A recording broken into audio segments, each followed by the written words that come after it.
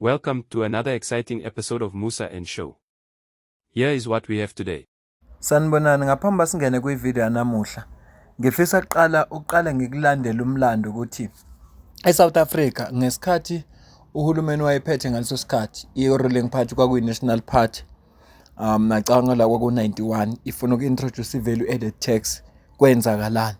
Ngifisa nje ukuthi ngikuphi history kuqala ukuze uzokwazi ukuthi lento ekuthiwa i-VAT kwenzakalani kwathiwani uma nje iqala uku-introduce oba yayingekho la eSouth Africa.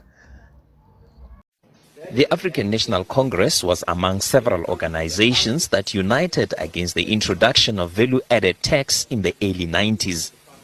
The liberation movement believed that the tax would deepen poverty in black communities and fuel inflation. More concerning at the time was the proposed application of the tax on medical and municipal services. Some viewed this as an introduction of a tax on another tax. Most municipal councils were against the VAT. Le clip lo yaqeda kuyibona yango-1991 lapho khona uhulumeni wayephethe leso sikhathi wayi-introduce i-value added tax. ANC yayingamanye wama-groups ababethi cha lento izocindezela abantu abahluphekile. So i-ANC ngaleso sikhathi yayisesayidini labantu abahluphekile ingafuni becindezeleke. Futhi-ke nesimo sezomnotho sasingekho nzima njengamanje kodwa babecabanga ukuthi kunabantu abahluphekile. Ngifisa-ke siyibheke le video ngoba iwumlando ukuthi kuze ku-introduce i-value added tax kwenzakalani kwathiwani obani aba-introduce i-tax babetheni laba befuna ukuyi-introduce. Ngenzela ukuthi sithi sixoxa ngalokho okuzoxoxwa ngakho kule video le kodwa ubuwazi umlando nokuthi lento ye-value added tax la eSouth Africa isukaphi. Asiqhubeke nale video. Well, the Johannesburg City Council, as with other major cities, as with other members of the United Municipal Executive, are going to make very strident representations to the Minister of Finance that this should not be allowed and that we should be zero rated as far as property is concerned. Despite the nationwide objection to VAT, government went ahead and it was introduced. This prompted a nationwide strike action on the 4th of November 1991. COSATU, along with the African National Congress and other organizations, led the strike action. Emveni kwasekukhulunywe yonke into bavela be-ANC ne-COSATU nabanye babengahambiselani nokukhuphuka kwe-VAT kodwa uhulumeni wayephethe ngaleso sikhathi waqhubekela phambili wayi-introduce i-VAT. Lokho kwaholela ukuthi kube khona i-strike esikhulu leso kuzokhulunywa ngaso la. Lona ngumlando efuneka siwazi ukuthi i-value added tax ukuze ibe khona la eSouth Africa ya-introducewa i-National Party ngo-1991. Ukugcina kwayo ukhuphuka kodwa yagcina ukhuphuka ngo-1993. Angisazi ukuthi ayisuka kubani yaba u-14% njengoba nje from 1993 to 2018 beyilokhu iwu-14%. Iqala ukushintsha nje ngo-2018 or 19 angisakhumbuli kahle kodwa nje yona beyilokhu iwu-14%. Kodwa nje uku-introducewa kwayo ANC ne-COSATU baze baba nemashi enkulu la kwakuliwa khona. Futhi ngifuna ukuqaphela ilanguage yayikhulunywa ngo-1991. Bathi laba babephethe be-National Party no sizo-zero rate amanye ama-items will be zero rated. Le language le iyafana nelanguage ebikhulunywa nje kule budget ebiproposiwe kuthiwa no kuma-essentials azoba zero rated. So ilanguage iyefana lana kodwa nje ngiyafisa ukuthi sizibheke lezi zinto sizibheke ngoba lo mlando muhle ufuneke usazi ukuthi kwenzakalani nesikhathi be-introduce i-VAT bathini kwaze kwasuka istrike nje babelwisana nayo lento njengoba namhlanje kuyiba bathi no ama-essential goods azoba zero rated kodwa it's the same language lento ababeyilwisa ile abafuna ukuyenza. Angingangeni-ke lapho kodwa siqhubeke nomlando lo. We estimated that more than 3.5 million workers today supported the general strike, which was called to demand that the government change the VAT system and immediately enter into negotiations on the macroeconomic future and policies of South Africa. Today's action was also a remarkable display of unity by a wide range of trade unions, civic, political organizations, business groups across the spectrum. NAFCOC, FAPCOS, SAPTA and small business fully supported this action. We commend these organizations for the efficient way in which they have ensured that our action was a success. Few months before the introduction of VAT, government consulted various stakeholders for inputs. A multiracial coordinating committee on VAT was established to formalize engagement with the government of F.W. de Klerk on the proposed introduction of VAT.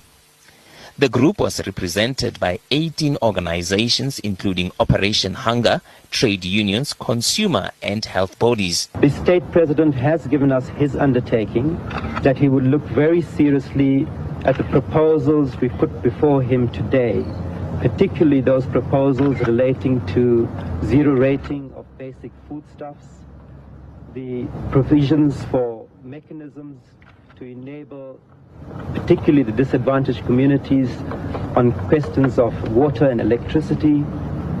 There was also a commitment from him to look at further ways on negotiation related to provision of poverty relief programs.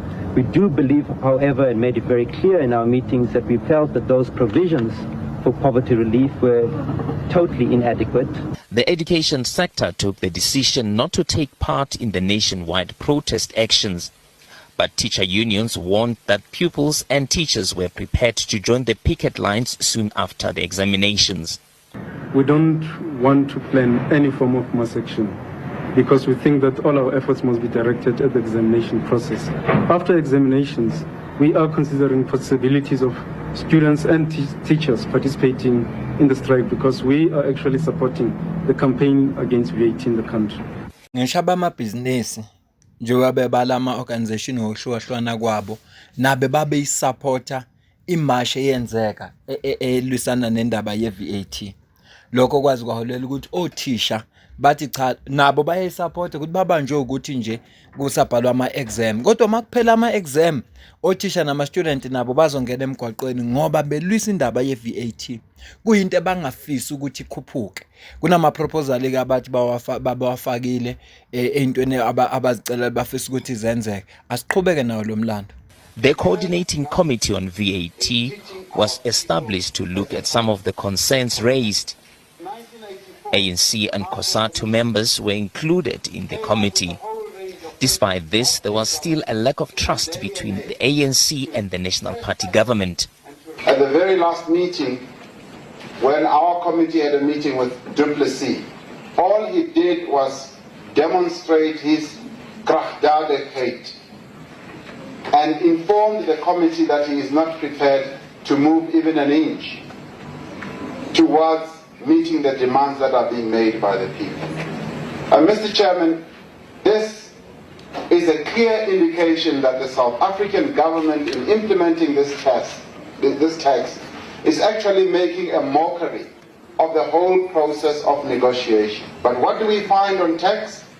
We find that the government is actually willing to do it alone, do it on an arbitrary fashion without any consultation whatsoever. Oqeda ukukhuluma obumuzwa la uPresident Cyril Ramaphosa echaza naye ukuthi lo government lo owayiphethe ngaleso sikhathi akafuni ukulalela abantu.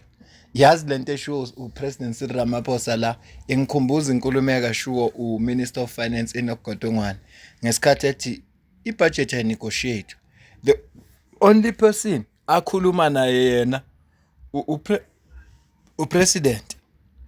Angingandi kakhulu ngalokho kodwa nje ngiyakhumbuza ukuthi lento eyenzwa ye-National Party ile benzwa yi-ANC iyo nje lebi yenza yona manje angazi noma uRamaphosa ukhohliwe ukuthi wake wamela abantu abahluphekile noma wanele waceba phela uRamaphosa ucebe 3BE angeze kuyichaza le nto leyo ngisengake ngayenza ivideo 3BE usenele waceba wakhohlwa ukuthi nje kunabantu abahluphekile asiqhubeke. One of the VAT committee members, Bani Fanaroff, a former trade unionist, warned government against taking unpopular policy decisions. That the government up to now hasn't really understood the level of opposition in a very wide spectrum of organizations and among the people in the street against the VAT system. We hope that from today's summit it will be clear to the government that this is an extremely unpopular action that they've taken. And in view of that opposition, that they will be prepared to look more openly for a solution. Then Minister of Finance Baron du Plessis condemned the protest actions aimed to challenge the introduction of VAT. A value-added tax is a good tax. The cement price is already cheaper as a result of it. It is a good tax. We must maintain value-added tax as a good tax on a wide base at the lowest possible rate. It will serve our economy best, and the people in the private sector understand it. And then also, we cannot, by way of pressure or protest marches or whatever, be forced to involve trade unions and all kinds of organizations into policy making as far as tax is concerned. The ANC and COSATU used its seat at the newly established VAT committee to push for zero rating of certain foodstuff. Warned previously that the way in which VAT is being imposed will threaten a tax revolt as a whole. Already in the coordinating committee, the medical sector has indicated that there will be civil disobedience relating to the payment of tax on medical services. We have indicated that this civil disobedience is going to take the form of resisting other forms of taxes. The Coordinating Committee on VAT has also adopted a program of action that will involve the organizing of mass marches on the 30th of September. At the end, government had its way, and the VAT was introduced at 10%. Emveni kokuba sekwenzekile konke, iCOSATU ne-ANC sebemashile, bemasha against i-VAT, kwahlanganiswa i-committee la likhuluma against i-VAT, kodwa ugovernment waqhubeka yena ngendlela yakhe ya-introducewa i-value-added tax njengoba kuthiwa ya-addwa kwaba u-10%. Umlando uvamisile ukuziphinda. Yabona nje makuthiwa umlando uyaziphinda. Lento ebeyenzeka ngo-1991 ile besizoyibona. Siyabonga kakhulu kwi-DA kanye ne-EFF ngokuthatha igxathu lokuthi bahambe baye enkantolo, ngoba ngale kwalokho ngabe i-VAT namhlanje iwu-15.5 ngonyaka ozayo izoba u-16%. Ngihlekiswa ukuthi abantu ababekhulumela ukuthi ayikhuphuka i-VAT babekhuluma kanje. Ikho-ke savumelana ukuthi i-VAT sesenqabile ku-2%, sanqaba ku-1%, ukuthi okungenani u-0.5% futhi uzoba isikhashana, akuzukuba yinto unomphela. Savumelana futhi ukuthi uma sekuphasela ibudget, umengameli wezwe uzobiza umhlangano ophuthumayo esiwulindele kule nyanga ka-April. I-cabinet yonke ngobubanzi bayo sizokhuluma ngezinto ezimbili, ukuthi umnotho siwukhulisa kanjani, bese kuthi okwesibili sibuke onke ama-departments imali anikezwe yona ukuthi ikuphi lapha okungasikwa khona, kuncozulwe khona, ukuze i-VAT isuke masinyana, ukuze abantu bakithi bangabi nomthwalo ozodalwa ukungezwa ukukhuphuka kwe-VAT. Kodwa-ke nazi izathu ezibaluleke kakhulu. Ukwenyuka kwale VAT kuzothola ukunxephezela. Uma uzwa ukuthi ANC njengoba tubona kwi-video ngo-91 ayi-oppose i-VAT ngoba ithi izoletha umthwalo ebantwini abahluphekile, kodwa namhlanje ngo-2025 kukhona inkulumo ethi VAT izokwenza ukuthi umnotho uthuthuke. Hey, angazi kahle, kodwa-ke kwi-video namuhla ngifisa ukuthi silalele uSinawo Thambo lapho ezobe sifundisa khona ukuthi njengoba uminister ethe uzothebula i-VAT i-budget, njengoba uminister ethe uzothebula i-budget ngomhla ka-21 kuMay, kusho ukuthini lokho? Yini efuneka siyilindele, yini ezokwenzeka? Kodwa-ke usithembisile ukuthi i-budget azoyithebula manje ayinayo i-VAT. Kodwa ngiyafisa ukuthi siyiqonde yonke lento ezokwenzeka ukuze uma kufika umhla ka-21 sesi-aware ukuthi kwenzakalani. Look, I think one of the most important things that we should take away from what happened with this budget is that the ruling party has never interacted with the budgets that is presented in Parliament before. So I think the deepest reflection was that on the 19th of February, when the first budget was supposed to be addressed, there were murmurings from the ANC that it was only presented to Cabinet about 5 or 6 hours before it was actually taken to Parliament. So this shows you that fiscal policy and the budgeting process in South Africa has not been operating with political input for the past 31 years. So since 1994, it seems like the ANC was for the first time interacting with the budget process. And they were happy to interact with it in a way where Treasury just gives them the budget and they go present it in Parliament.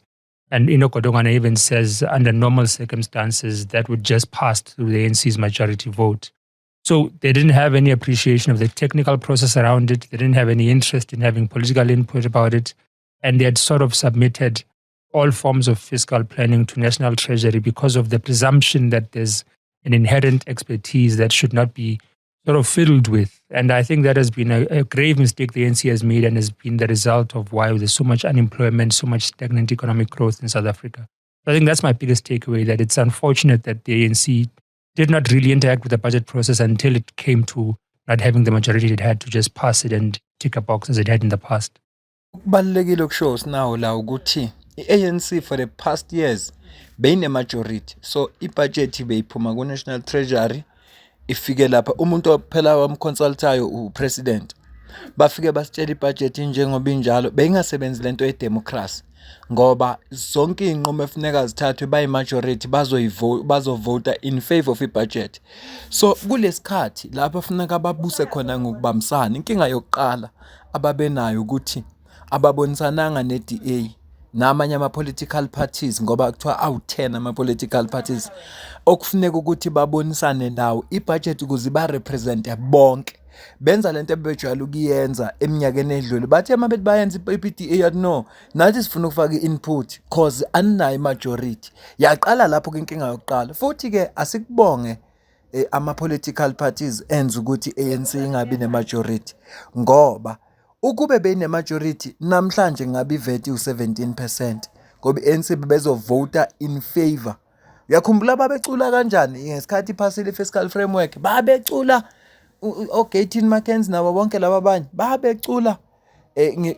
Ibalulekile lento ayisho ukuthi into eyenzekile manje njengoba sibone kwenzeka konke le process, i-process befana ngabe yenza kamnyaka yonke kodwa ngenxa ukuthi i-ANC beyine-majority bengakwazi ukuthi yenzeka siqhubeke. I think we should. There needs to be much more broader consultative process in terms of how the budget is drafted and not only post, because what happens is that the Standing Committee on Finance has these public hearings during after the budget is presented on the fiscal framework, and the Appropriations Committee has public hearings on the Division of Revenue Bill and the Appropriations Bill. But I think there should be something that happens before National Treasury even crafts its proposal, which it gives to the Minister of Finance, because they sort of try to ring fence as to what they presume is necessary for South Africa in order for it to grow the economy as well. And I think it's incorrect. And I think the lesson we must learn is that we must participate much more meaningfully in the budgeting process as well, but also acquaint ourselves with the laws that govern it, the legislation that governs it,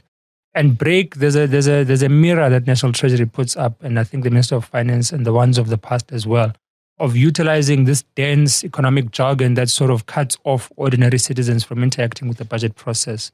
Terminology like fiscal consolidation, fiscal discipline.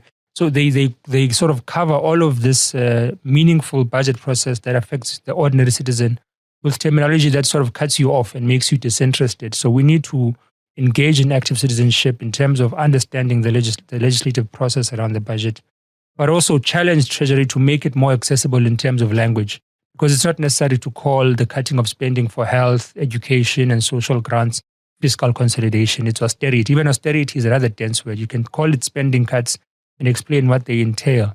So a lot of accountability falls through the cracks because of the use of this terminology, whereas it's not as difficult to understand if there's active attempt by those who govern to make the ordinary person understand what the budget is and how it affects them on an everyday basis. Nami njengoba ngenza le video ngenzela ukuthi zilezinto lezi abantu bazi understand. Ngiyazi ukuthi khona ongayibonanga le interview kaSinawo, ukhona oyilalele kodwa ngenxa ukuthi bekuyi interview ende ye-hour wagcina ezinye izinto angazi understandanga. So ingakho ngithi nje as focus nje kuyindaba ye value added tax ngoba kunezinto efuneka sizifunde njengoba ekhuluma nje ukuthi terminology lapha angathi uMinister of Finance mayikhuluma ubhoreke ngoba ezinye izinto ungazizwa kanti fanele lezi zinto siziqonde ngoba ekugcineni kosuku noma yini ayishoyo noma isiphi isinqumo sithatha sizo-affect iy'mpilo zethu. Ngaleso sizathu fanele siparticipate ngokwazi.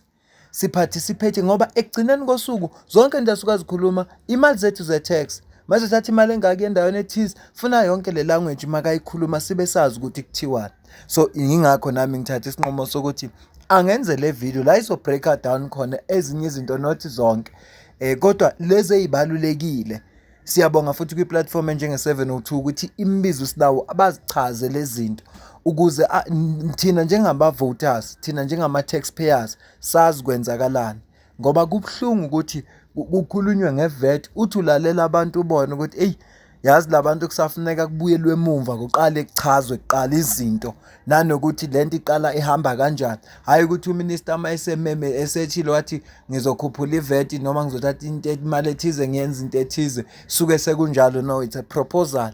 Funeka iphume lapho iye kuma committee ahlukene, isuke lapho iye kwi-standing committee on finance, iphume lapho iye parliament. Funa yonke lento lo siyazi ukuze makufika umhla ka-21 uminister table budget singabi surprise kodwa sazi okay seseyiproposal le izophuma la iye kuma committee ahlukene, iphuma committee bese iya ku-standing committee on finance le kuyiyona esenza nge-money bill ezokuyona ezodecide ukuthi yayi-amenda noma yayi-adopta. Mayi-amenda imnikeza uminister 48 hours ukuthi eze nama-alternative.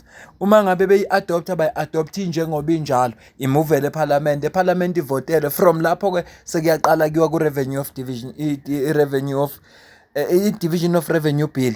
Naku nami ngiphambanisa division of revenue bill.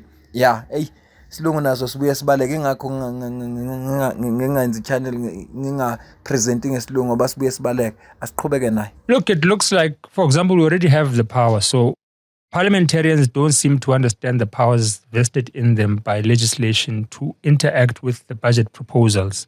And one of the shocking things that sort of threw the Standing Committee on Finance off, including the chairperson of it, is that the EFF treated what the minister presented as a proposal that can be amended using the Money Bills Amendment Procedure Act. So this is what caused the irregularities that happened in the Standing Committee on Finance in the first place, because the members of the ANC who sit in that committee, and the chairperson is a member of the ANC as well, did not have an appreciation that we can amend what was being proposed to us. So we had to go through the painstaking process of explaining that this is a proposal, and even the one that's going to be presented on the 21st of May is a proposal that we can amend. So that is the first sort of thing that we need to ingrain in the psychology of parliamentarians, that the budget is actually your responsibility in terms of how it's allocated to different divisions, different departments, nationally, provincially, and in the local sphere as well. And I've seen the Minister of Finance now say that they won't consider any other increases of tax proposals, and they're speaking particularly to the EFF, which is making those proposals in terms of an increase in the corporate tax, an introduction of a wealth tax, a once-off tax to trusts that have accumulated wealth pre-1994 because they were accumulated that wealth through apartheid segregation and laws. So you can hear that he's already speaking in terms as if he's got the authority to say to us that we're not going to consider any tax proposal. It's not up to him. He brings a proposal to Parliament, and if Parliament can find a consensus around increasing the corporate tax or introducing a wealth tax, he's bound by that. He's got 2 days to consider those proposals. But ultimately, it's in the hands of Parliament whether we support those proposals or amend them or reject them or not. And that's something that we need to ingrain, I think, in parliamentarians more especially, who are representatives of the electorate, who elected them to be there. There's no one who voted for you to cut spending on education, who voted for you to cut spending on health or to cut social grants. No one voted for you to increase VAT. So we all know that we represent constituencies that are going through tough times economically. Yeah. So it's our responsibility as parliamentarians to interact with the budget in that sense as well, because the Treasury is not the alpha and omega, and shouldn't be, and has been allowed to be for the past 8 years. And the recent elections has shocked them, has shifted power. I mean, the commentary around Treasury recently, someone wrote, and I think it was an editorial in the Business Day, stating that there's an attack on Treasury. You can see that they're not used to interrogation. They're not used to their proposals being amended in any sense or form. So we need to shift that psychology that there's no attack on Treasury. We're exercising what we're empowered to do in terms of legislation. And I suppose the so-called state capture years didn't help. Now, think about it. It was seen as the last bastion, what stood its ground against a pushback. So for me, I've always looked at Treasury as almost sacred to the eyes of many, purely because it was seen as, again, the one that refused to buckle under particular pressure. Let's speak about that a little bit more. Because the minister also does display that when you say that it's not up to him to take certain decisions, to refuse to even entertain certain ideas, that it's not about the individual, but that is what we've been facing. And I think in part that kind of arrogance is one of the reasons why I imagine you calling for the minister to step down. I don't see how that happens, I'll be honest. And part of the reason why I don't see why that happens, let me separate the two. Actually, let me focus on the minister for 2 seconds. I don't see how that happens because what the ANC unveiled when they had that weird media briefing with all the small parties, what they were showing was a voting bloc. That's actually what they were showing, that we have the majority. So in trying to protect an Enoch Gondongwana, yes, the MK's got it wrong that you can go after an individual minister as opposed to the cabinet, but the minister as an individual is already receiving a shield. The episode before yours was Mkhuleko Hlengwa of the IFP, and he said to me, the minister's not done anything illegal that should call for his head, that they want to be able to look at what went wrong much later to assess whether the shortcomings were in what happens. But one can also argue, but the minister's plunged the country into a crisis, and that shouldn't necessarily be a question of legality in making a decision about whether or not somebody's fit for purpose. Yeah, look, it's not a legal question. You're absolutely correct. I agree with you on that. It's a question of competence for the EFF. I mean, it can't be, and under normal circumstances, and we're coming from a central command team meeting this weekend now. So the president of the EFF speaks to this, that under normal circumstances, there would be a volatile market reaction if there was a delay of a presenting of a budget on 2 occasions, and now there's a third attempt to do that, considering the calendar of when you have to have a budget adopted by Parliament in terms of the financial year. The markets would have reacted in a volatile manner. There would be an economic crisis. And I think for businesses, there was the ridiculous proposal by SARS at one point before the court order that said there could be 2 VAT rates operating simultaneously until the 15th of May. Yes. That's the type of chaos that puts businesses at risk that have spent money adjusting their VAT rates in anticipation of either a reversal or an increase of VAT hikes. So there's economic turmoil that has occurred due to Enoch Gondongwana's first reluctance to engage with other political parties in terms of proposals that are alternative to VAT hikes, due to what we called deceptive interactions that he was having up until the court order with political parties, where he gave them an impression that the VAT hike can be reversed by him, whereas he knew full well that he can't do that, and he stated that in his court papers. So he's operated deceptively, he's operated outside of consultation, even with his own political party, because if the ANC claims that they did not support VAT hikes, then when did they emanate from? Yeah, so some do. There's a lot that needs to be interrogated in terms of Enoch Gondongwana's own competence to continue in that role and the implications of what he has done over the past 3 months on the economy, on businesses and small businesses in particular. That is the basis for the call for the resignation, to try to make the conversation about law and a learning moment. I've seen the narrative that the ANC is trying to push, that this has been a learning moment for all of us. We've never been here before, uncharted waters. It's it's real, phrase, it's just rhetoric. I saw Mmusi Maimane, Songeze Zibia also falling in line with that we must protect the Minister of Finance. He's engaging, he's listened to political parties. He didn't listen to anyone. No political party's proposal for an alternative revenue generation mechanism has been considered by Enoch Gondongwana. He's telling us we have to make tough financial fiscal decisions, which is cutting of spending on critical frontline services. So this shows you that we don't have a budget in South Africa now, not because of there's been consultation by Enoch Gondongwana, but because it was forced by a court order. So the situation that is created is unprecedented, and it warrants him to resign. And we still believe that he should, because he's thrown us into an abyss. And there's political parties that said that they voted for the fiscal framework because they wanted to avoid South Africa not having a budget. We don't have it now. There was talks of a fiscal shutdown. That won't happen because if you understand legislation, the Public Finance Management Act, budget will continue for some time. We can continue. Abanguthi le video asiyibambe la ngoba obekubalekile usinawo bengifuna kuchaza ukuthi nange 21 uma etable budget uminister still kuzobe kuyi proposal, not seyizobe seyi final, isazoya ku standing committee ifike lapha ya babone ukumana ibill ukuthi bayaya amenda or bayayipropose. Futhi nalento eyenzekile njengoba iSouth Africa ngena budget manje ukuthi uminister akaconsultanga umuntu, vele into ebekajwayele ukuyenza for the past 30 years bephethe ngoba bebene majority. Kodwa namhlanje izinto zishintshile, kusebenza idemocracy. ngoba nanokuthi amanye ama-political parties kufuneka afunde. Ngiyakhumbula nje ngake ngayenza ivideo yakhona bembuza lo mlungu we-Action SA ebuzwa uBrian Molefe ukuthi kahle kahle nenzani ni-accepta i-proposal injengoba injalo ne-VAT or siyayi-amenda ngoba zimbili into efuneka zenze kule committee bathi no si-accepta with i-recommendation. Even no-chairperson naye wathi no si-accepte with i-recommendation, but no, but there is no law in the legislature esivumelayo ukuthi senze lokho. This is the only committee enamandla ukuthi i-amende ifake lawo ma-recommendations. So iyo nto lezo efuneka ukuthi even nabama-political parties bazifunde ukuthi isebenza kanjani lento in terms of i-legislation. Ake sincome kakhulu i-EFF esigabeni sayo sokuzihlupha ngolwazi, ikakhulukazi uDr Gumani Chumamola lo okuyena oyisenior researcher. Ngizwile ubalula kwenye video ethi uJulius wamfikela ne-expect, because that guy we expect uyayazi into akhuluma ngayo makuza kwi-economy. So wayize nento eningi. Unfortunately i-ANC nayo ngokwayo ayinamandla over i-treasury because lela office lela al-operate yibo. Kodwa nje isinqumo esithathwe i-EFF sokuthi abafunde lezinto nemithetho kuze bathi mabeya kulama committee baye be-informed, baye be-aware ukuthi siyokwenzani, kukhulunywa ngani, iziphi izinto efuna zilungiseke. So lokho kwenza ukuthi nathi sifunde. Siyazi ukuthi abantu babhizi, engakho senza lama video ukuze abantu bathole inkulumo efinqiwe.